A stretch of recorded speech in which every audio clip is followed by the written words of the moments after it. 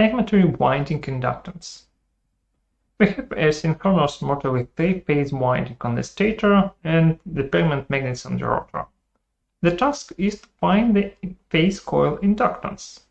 Inductance is the ratio of the magnetic flux to the current that produced this flux.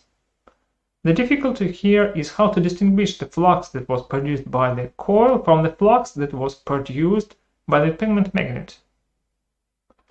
I'm going to demonstrate you how to do the magnetic problems coupling in QuickField. In the first problem, I'm going to simulate the synchronous motor as is with the rated currents in the 3-phase winding and the permanent magnets on the rotor. I will calculate the saturation of the core, and then I'm going to export the permeability value to the second problem. In the second problem, there will be no permanent magnets and only a single coil will be energized. So the flux will be produced only by this single coil, and I will be able easily to calculate the inductance. But this inductance value will be calculated with respect to the core saturation. Okay, let's start QuickField now. In QuickField, I create a new problem. Motor. Next. Problem type is magnetostatics. I'm going to simulate only a single cross-section, ignoring the third dimension, so the model class is plane parallel. Length units are millimeters. The motor axial length is 100 millimeters. Finish. On the left is the problem pane, and on the right is the geometry model editor window. You can draw the geometry model here, or you can import the geometry model from the AutoCAD.exe file. I already have the drawing prepared. In the cart, open, and here is the geometry model imported. Here you can recognize the stator and the rotor parts. Let's assign labels. For labels, you can explain the geometric object's meaning and provide material properties. Switch to Select Objects mode. Click to select the object and type in the label name here. This is shaft. This is rotor. This is air. This is stator. This is the north permanent magnet. This is the east permanent magnet. This is the south permanent magnet. And this is the west permanent magnet. Now let's zoom in. Switch the zooming mode off. Click here. Again, this is air. And now I have to assign labels to the coils. Hold the Ctrl button, press to select multiple objects. 2 slots for the phase A+, then 2 slots for the phase C-, then 2 slots for the phase B+, then 2 slots for the phase A-, then 2 slots for the phase C+, and 2 slots for the phase B-. Then it repeats. 2 slots for the phase A+, 2 slots for the C-, 2 slots for the B+, 2 slots for the A-, 2 slots for the C+, and 2 slots for the B-.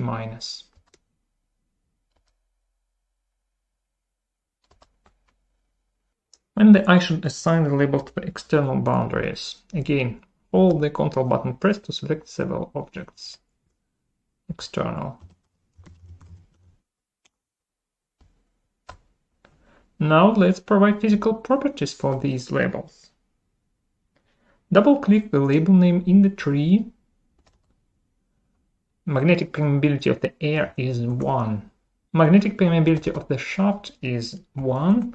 And the rotor is made of the steel with non-linear magnetic permeability. Here I have the data of the BH curve for the steel. You can see the dependency plot here. Just select this data, copy and paste it here. Close. OK. The stator is made of the same steel, so for the stator I will use the same BH curve data. Paste here, close, OK. For the north pole, this pole is magnetized outward. First, I should specify the magnitude of the coercive force. Again, let's open the table.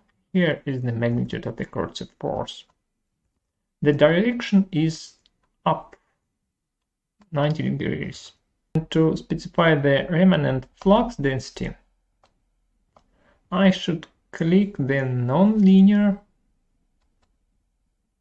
Here you can see the BH curve, and on this curve so far I have only one point corresponding to the coercive force of the magnet. Other point is the remnant flux density, 1.10. I do not have any more data for the BH curve, so the BH curve is a straight line, and a straight line could be defined using only one point, the coercive force, and the constant value of magnetic permeability. So when I'm going to click close button, instead of BH curve you will see the equivalent value of the magnetic permeability. Close. Here it is. Let's copy this value. OK. Now the south magnet is again magnetized outward. I already know the permeability. I know the magnitude of the coercive force, but the direction is down, minus 90 degrees. OK. The east permanent magnet is magnetized inward. Use the same permeability value, the same magnitude of the coercive force, but the direction is to the left, 180 degrees. And the west magnet features the same permeability, same magnitude of the coercive force, but it is magnetized to the right, 0. OK. Now let's specify currents for the three-phase winding. For the phase A, permeability is 1, the conductors are made of copper. The current magnitude is 200 amperes per each slots, and the slots are connected in series. OK. For the phase A minus, permeability is 1, current is minus 200 amperes. Conductors are connected in series. OK. For the phase B plus, permeability is 1, current is 200 amperes, but it is shifted by 120 degrees from the phase A, so I will multiply this by cosine of 120. Total ampere turns connected in series. Let's copy this value. And for the phase B minus, I will use same value with this negative sign, minus 200. Total ampere turns connected in series. For the phase C plus, I specify same current, 200 amperes, but shifted by 240 degrees. Total ampere turns connected in series. Copy this value. And for the phase C minus, permeability is 1, and the total ampere turns is minus 200 multiplied by the cosine of 240 degrees, connected in series. OK. That is all for block labels. It is considered that the magnetic field is contained within the motor and doesn't live outside. So at the external boundary, I will specify zero magnetic potential. There is no magnetic field outside. Now let's build the finite element mesh. Just press this button, save all problem files, and solve the problem. The problem is solved. Let's take a look at the results. Here you can see the magnetic field lines, and you can adjust the field picture and switch on the color map of the flux density, or you can choose the color map of permeability. And the correspondence between the colors and numbers you can see in the legend.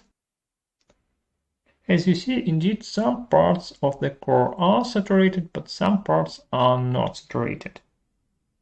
This is the first problem used to calculate the permeability of the core. My task is to calculate the inductance, so now I create another problem. Inductance. Next. Problem type again is magnetostatics. Model class is plane parallel. Length units are millimeters, and the axial length is 100 millimeters. To be able to pass the data between the problems, both problems should be based on the same geometry model. So here in the geometry model file, I click Browse, and here is the file that was used in our first problem, motor.mod. OK. Finish. The new problem is created. It is based on the same geometry model, so I already have the labels assigned, but here I should provide new properties for these labels. And I'm going to import the permeability from motor PBM to inductance PBM. So open the inductance PBM problem properties, follow to the links tab, choose the data type, magnetic state, browse for the problem, motor PBM, and choose the option incremental or apparent permeability. I'm going to import the apparent permeability, add the link. So from the motor PBM, I will get the permeability distribution. So there is no need to specify actual value of permeability for these blocks. I can type in 1 for all blocks.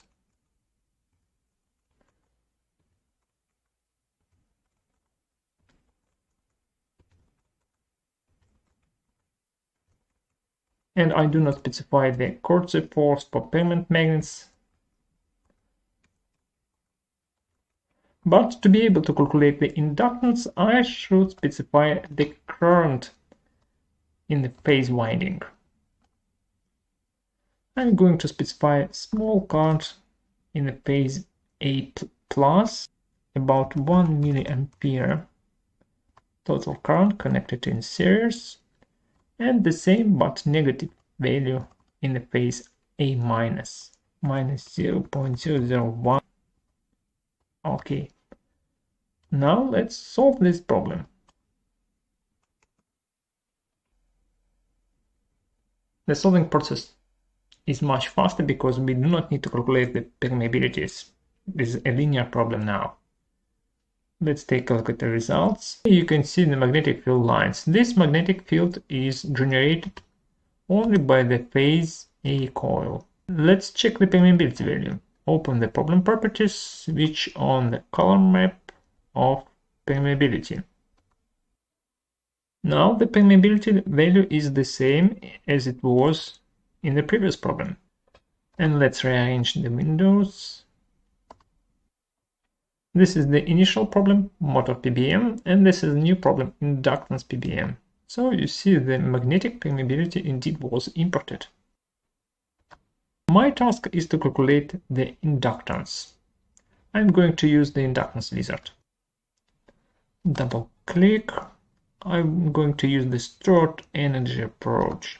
Next, calculate the energy. Next, choose the current that created this magnetic field, this current, and I have 100 turns in a slot.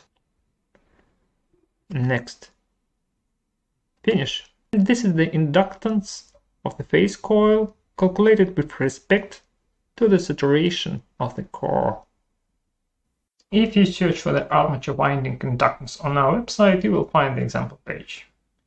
Here you can read about problem setup, browse the solution section, take a look at the resulting pictures, and download the simulation files.